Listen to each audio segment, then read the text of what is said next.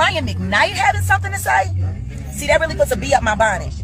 And there's a reason why it puts a bee up my bonnet. His ex-wife is my cousin, Julie McKnight Johnson, now Julie Johnson. She's the mother of his older children, his first children. He was a piece of shit father, and he was an even worse husband. And see, I know things about Brian that most people don't know. And it was hard for me because he was married to my cousin, and I tried to mind my business. But there was a pro in Philly that I went to school with, and I've spoken about her before. Her name is Paris. Well, she danced by Paris. She was dancing at Delilah's down Spring Garden and Delaware Avenue the same time that Amber Rose was when she met Kanye West. So Brian was one of my girlfriend from high school's clients. But see, the thing that most people don't know is that nigga got a real sick fetish because he used to pay her extra so that he could choke her out and punch her in her fucking eye. And then he would just sit there and fuck her and beat her and fuck her and beat her. And sometimes I would go and I would pick her up after calls. And I'll never forget the one time I came to pick her up after she had been with Brian. And it was just all black. Her lip was sitting out. He loosened her tooth. And I'm like, this is the kind of shit. This nigga's married to my cousin. And in a fucked up way, I was kind of like, well, at least he's smart enough to not do it to my cousin. At least he pays pros. Because if he did that, my cousin was going to take him on a hunting trip. And you can fuck all them goddamn records. Trust me when I tell you, my family would have took him on a hunting trip. And then we found out later, through my friend Javon Pearson, who was very, very, very good friends with my cousin Julie McKnight Johnson, found out that there was abuse going on in the home. So yes, Brian fucking McKnight, Mr. 1, a nightmare come true. 2, just want to beat on you. 3, fucker. Fuck Brian McKnight. And he grew up 7-day Adventist just like me. Like his family went to Oakwood. You a 7-day Adventist, Brian. You know fucking better. But I'm not going to sit there and have you disrespect my cousin's children by saying they're ungrateful and by saying they ain't got shit and saying that they jealous of your new fucking kids. Tell your new wife to get a mouth grill and to get a helmet for when you decide to go all fucking crazy like you do on the prostitutes that you pay to choke out and beat like a motherfucker while you fucking them, you dirty bitch. Fuck you, Brian McKnight. Don't you ever talk about my cousin's children ever again. And your son sings better than you, bitch. That's the wet part. Your son got you beating vocals all fucking day. Fuck you, Brian. Keep your children's name out your mouth. Keep my cousin's children's name out your fucking mouth. You want to get a little publicity? Here's some publicity. Her name is Kelly Worthington. She grew up in South Jersey and she worked at Delilah's for many years. She is the cousin of Kamal from The Roots. Her dance name was Paris, and she worked with Amber Rose, and y'all can ask Amber Rose. Ask Paris how that nigga used to pay her an extra stack so he could choke her and beat her and do all kinds of shit while he was fucking her. Fuck you, Brian. If your kids have any expectation of you, you owe it to them because you are a fucking despicable human being. And I've had to sit around and listen to people praise your ass for years. God, come back to the Lord. Come back to the Lord. Come back to the conference. Start singing at church again. You know, put your Jesus on. Put your Jesus on for Christmas. So Merry Christmas, asshole. He the asshole of the day. Brian McKnight is the asshole of the day that I gotta see him talking shit about my cousin's kids. Hey guys, welcome back to my channel. My name is Brittany Janae. In today's video, we are gonna be talking about Brian McKnight suing Jaguar Wright. Let's get into it because I think this is interesting. This is nothing like the other lawsuit that Jaguar Wright is in, but let's just start with the facts, right?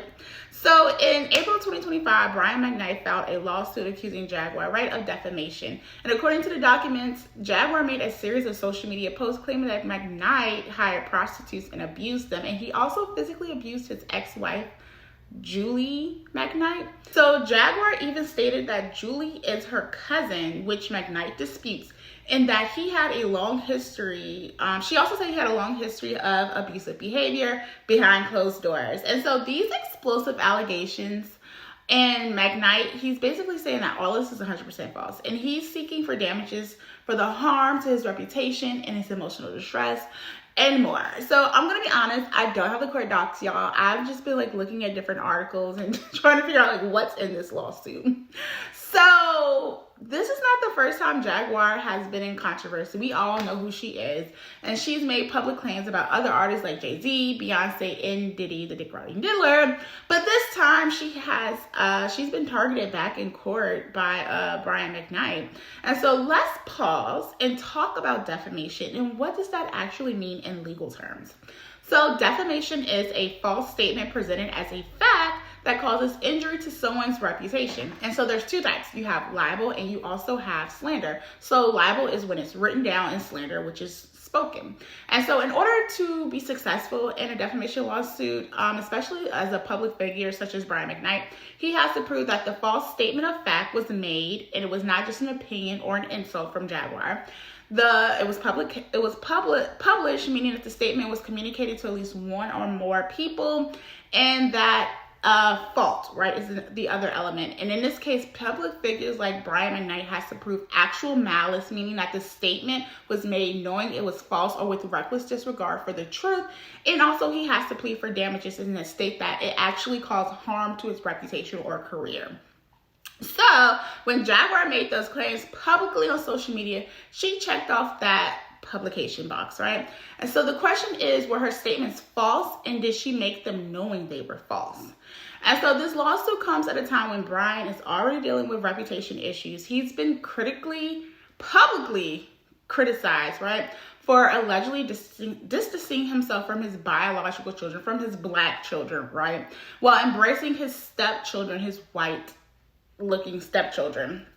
And I'm saying that because I think it's a little bit deeper. I think there's some self-hate, but whatever.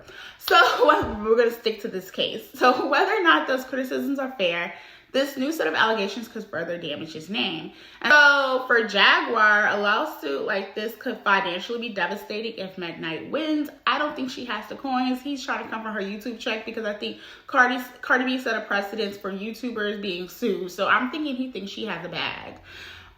So if the court finds that her statements were false and malicious, she could be on the hook for thousands or if not millions in damages, which I don't believe is going to happen. And let's not forget, if this does go to trial, which I don't believe this may go to trial because it's very expensive to go to court, and I don't know, like, I just don't see it going that far. So this is a case that is not about two R&B singers, y'all, or the internet, but it's really just how the internet itself and celebrity culture and the law can all collide. Defamation is just a buzzword. It's a legal reality with serious consequences. We've seen it with Cardi B and Tasha K, and now Brian McKnight is stepping into that same arena. What do you guys think? Is this case about holding people accountable, or is it about silencing criticism? I don't know. I will say this. I don't think Brian McKnight is going to prevail. I don't think Jaguar Wright's comments have caused, I don't know what his damages are or what he has sustained. I don't know if he has loss of income. I don't know. I truly think because we know how we've heard the rumors about Brian McKnight not claiming his black children, and also he had a baby, and he named that baby Brian McKnight Jr. when there's already a Brian McKnight Jr. So I think he's losing his fan base because people are not separating the art from the artist and seeing, like, in his personal life, they don't agree or they don't align with him. So I think that if he's suffering damages of his reputation, I think it's because of what we've heard about him in the media in regards to how he's treating his family. So let me know what you guys think in the comment section below. I will talk to you guys later. Until next time, bye. Oh, let me know what you guys think below. I don't know if I said that already. I could have said that already. Okay.